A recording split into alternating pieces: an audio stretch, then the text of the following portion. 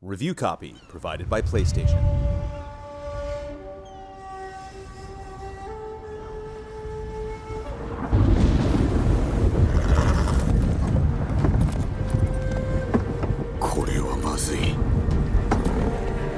What's going on, everybody? It's your boy Brad here. I'm joined by Michael Huber. Yes! Yes! Yes! Michael, I had the pleasure of playing the Ghost of Tsushima Director's Cut, specifically the PS5 version out there, and came with some extra goodies, especially on PS5, like the haptics feedback, the adaptive triggers, some nice little, PS5 things that make sense. Yeah, any game-changing things there for you?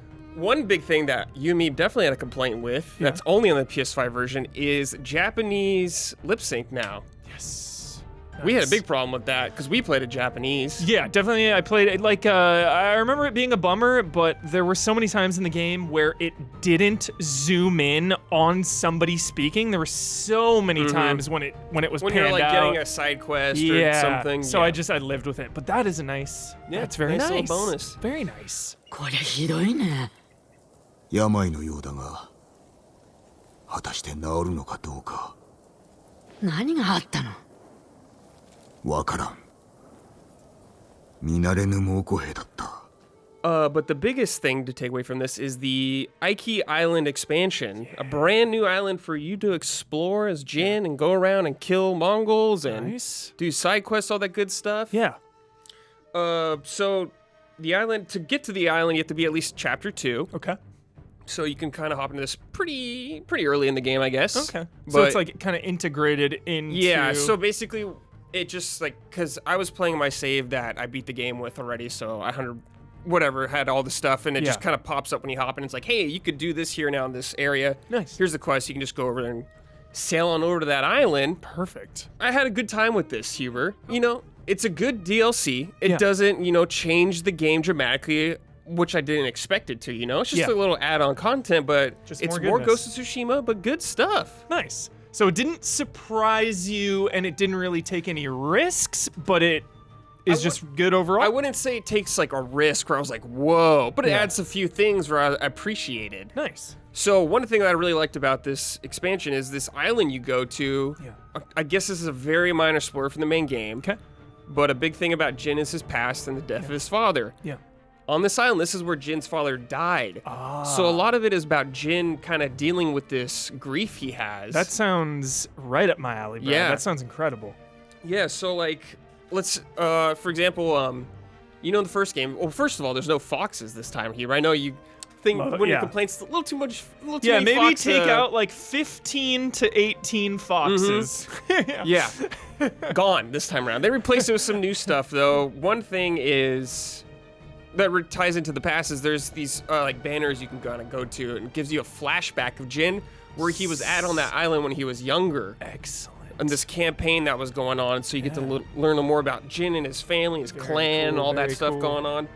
There's a couple new things they added to, like there's archery, like competition things you could do, where you like shoot, time limit thing, shoot some archery. Oh, Jones is so pumped. Yeah. Oh, yeah. My personal favorite is these animal shrines. So you go to these shrines here, there could be multiple types of animals: monkeys, deer, cats. Yeah. You go to these things, Jin sits down, plays his flute, and it's kind of like a little mini game where you use the dual sense to tilt up or down with the little green ball to keep it in like this line. So you're playing around, the animals are kind of crawling up to you as you're doing. You do it, they come up to you. It's just really jolly. You give them some food, you pet their head or something like that. Yeah.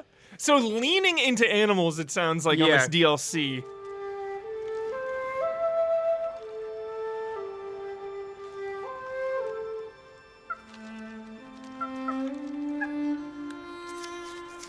It kind of ties into Jins Past, especially about his father, but the flute is something that his mother taught him.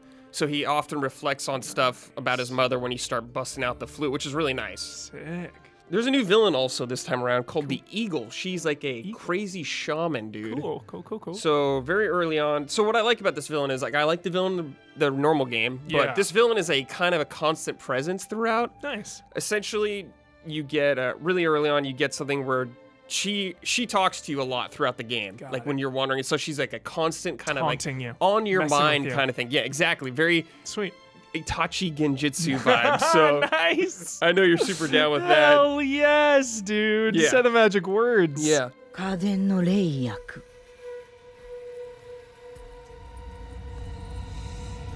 そう力むでない。まだ先は長い。決して潰れんぞ。 One cool new addition also is that your horse can now charge dudes. So you can run over people. The animals are getting the love in this. Yeah, your horse, killing machine.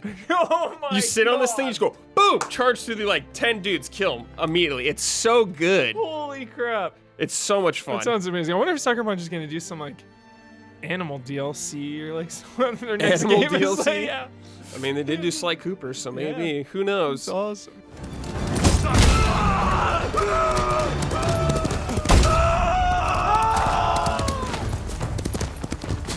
A couple new enemy types. I would say there's like two really main ones. There's a couple like guys who use different weapons, like a double-sided thing. Nice. I played on lethal because when I got reviewed this game, that was not a part of the game yet. Yeah. So when I played this on lethal, real nice. Love Feels lethal. real good. Oh, yeah. I was getting killed in one hit by a Yeah. lot of dudes, and I was like, "This is great. This Parry, is what I parry, want." dodge, clash, dude. Swords clash. Swords clashing. Yeah, it Yes. felt really good. I was Yeah. really happy with the difficulty this time around. Heck yeah. So one of the couple new enemy types, like I said, besides the weapon, there's a new unit called the shamans. So they're these dudes that kind of hang around in the back. Yeah. They like chant like songs and they buff the enemies around them. So you gotta take them out real quick. Take them out first. Got Nothing it. like super new, but just cool little polish. Does it, are the old enemies there too? So is it A lot like of the just old adding on, combining a lot Yeah, of a these lot of the old units? guys are there, but Cool. some of my favorites are these big boys. They have multiple weapon types on them now, so they could switch them out during combat. Like they'll have like, let's say 2 swords out. Yeah.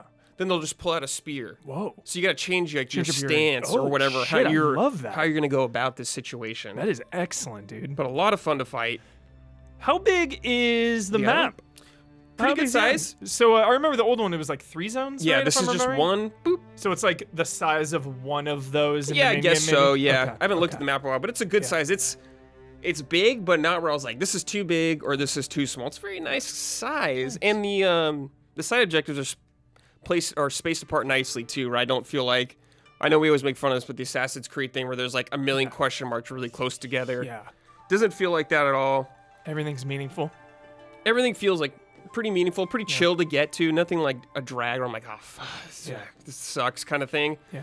The mythic tales are back, which were like my favorite part of the original Nice. game. You know, those crazy so like fun. supernatural tales. Yeah. I don't want to spoil them, but there's some pretty sick ones where I was like, yeah. Cool. Some really cool duels. There was a side quest that I really liked. That was like a duel tournament almost thing. Where you fight like Nice. multiple. Tournament arc. Yeah, you pretty much fight multiple Hell types of yeah. like fighters, just like with wooden swords. But it's just Nice. sick. I just really liked it.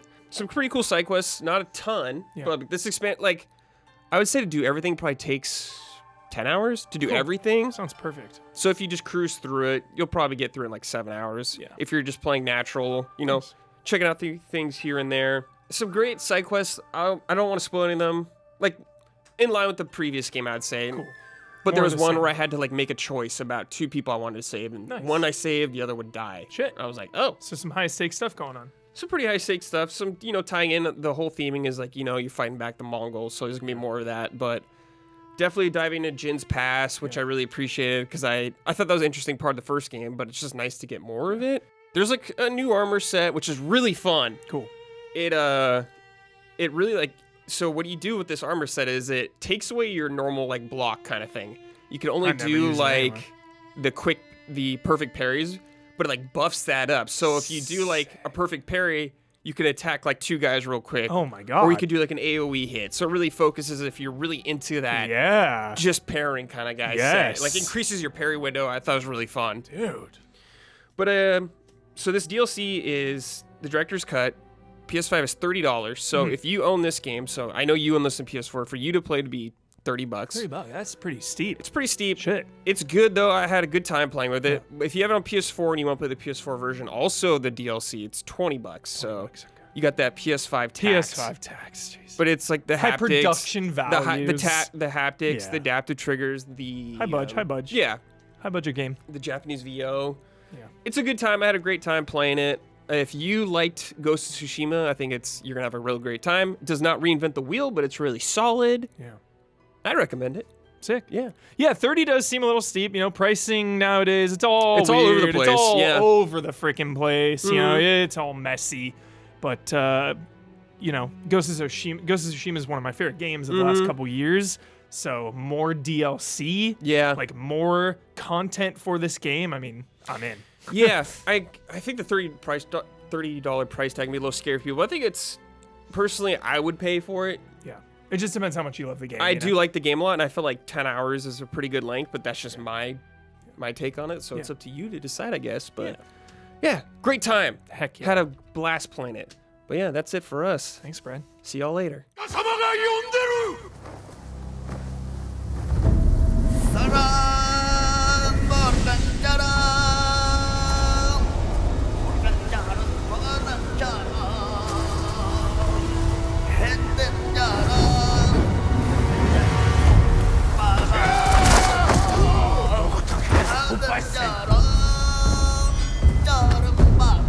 'Review copy provided by PlayStation.